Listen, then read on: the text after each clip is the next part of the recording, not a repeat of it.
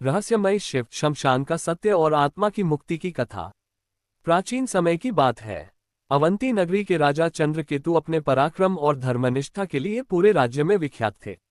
उनका हृदय प्रजा के प्रति करुणा से भरा था और वे हमेशा धर्म के मार्ग पर चलते थे। उनके राज्य में खुशहाली का वातावरण था।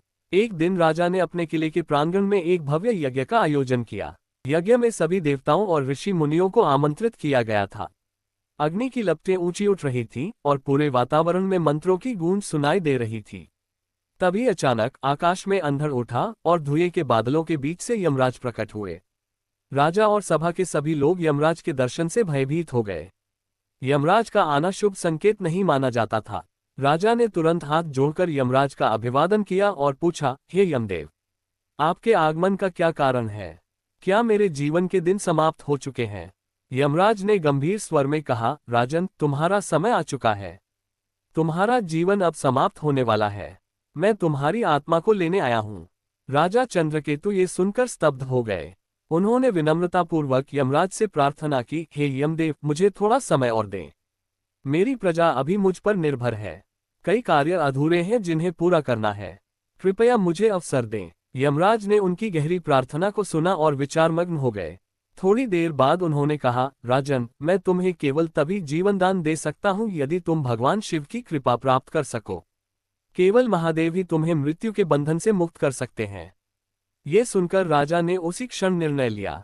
उन्होंने अपना राज्य त्याग दिया, अपनी राजसी पोशाकें उतार दी और एक साधारण वस्त्र धारण कर लिया। वे वन की ओर चल पड़े और घने जंगल में पहुंचकर कठोर तपस्या करने लगे। वर्षों तक उन्होंने अन्न जल त्याग कर तपस्या की।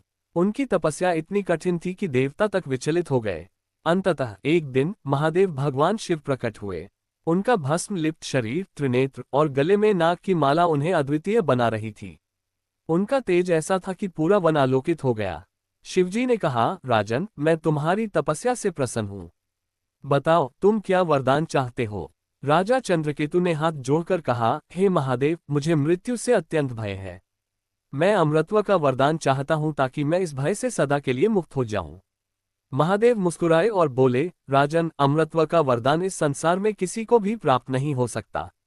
जीवन और मृत्यु एक शाश्वत चक्र है जिसे कोई भी नहीं तोड़ सकता। परंतु मैं तुम्हें एक उपाय बता सकता हूं जिससे तुम मृत्यु के भय से सदैव के लिए मुक्त हो जाओगे। इतना कहकर महादेव ने राजा का हाथ पकड़ा और उन्हें एक शमशान ले गए। वह शमशान भयावह था। चारों ओर चिता की आग जल रही थी। राख और धुएं से पूरा वातावरण ढका हुआ था। चिताओं से उठने वाली लपटें आसमान को चूम रही थीं। राजा चंद्रकेतु के मन में भय व्याप्त हो गया। उन्होंने शिवजी से पूछा, हे प्रभु, ये कौन सा स्थान है? यहाँ चारों ओर केवल मृत्यु का ही वास है। महादेव ने गंभीर स्वर में कहा, ये शमशान है।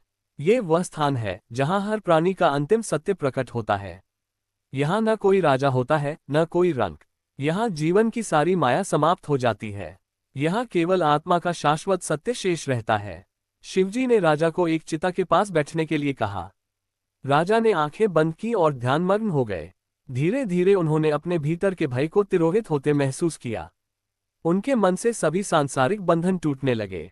उन्हें महसूस हुआ कि जीवन और मृत्यु केवल एक चक्र है। आत्मा अमर है और मृत्यु केवल एक परिवर्तन है। ये ज्ञान प्राप्त होते ही राजा का हृदय पूर्णतः शांत हो गया। महादेव ने मुस्कुराते हुए कहा, अब तुम मृत्यु के भय से मुक्त हो चुके हो। यही शमशान का सत्य है। मैं इसलिए शमशान में निवास करता हूँ क्योंकि यहाँ कोई मोह, अहंकार या लोभ नहीं है। यहाँ केवल आत्मा का शाश्वत स्वरूप विद्यमान रहता है। जो भी इस सत्य को जान लेता है वह जीवन में कभी भी भयभीत नहीं होता। राजा चंद्रकेतु ने महादेव के चरणों में गिरकर आभार व्यक्त किया। उन्हें अब जीवन और मृत्यु दोनों से मुक्ति मिल चुकी थी। उन्होंने शेष जीवन आत्मज्ञान और परोपकार में बिताया। इस प्रकार शिवजी का शमशान में निवास करने का रहस्य उजागर हुआ। ये कथा हमें सिखाती है कि मृत्यु से भयभीत होने के बजाय हमें आत्मा के शाश्वत स्वरूप को पहचानना चाहिए। महादेव हमें ये दिव्य ज्ञान प्रदान करते हैं कि सच्ची मुक्ति आत्मज्ञान में है। अगर आपको ये अद्भुत कथा पसंद आए हो तो वीडियो को लाइक और शेयर जरूर करें और चैनल को सब्सक्राइब करना न भूलें ताकि ऐसी ही और भी रोचक कहानियां आप तक पहुंचती रहें। अपने भक्तिपूर्ण भाव प्रकट करने के लिए कमेंट में हर हर महादेव जरूर लिखें कि भक्ति हमारे लिए प्रेरणा है।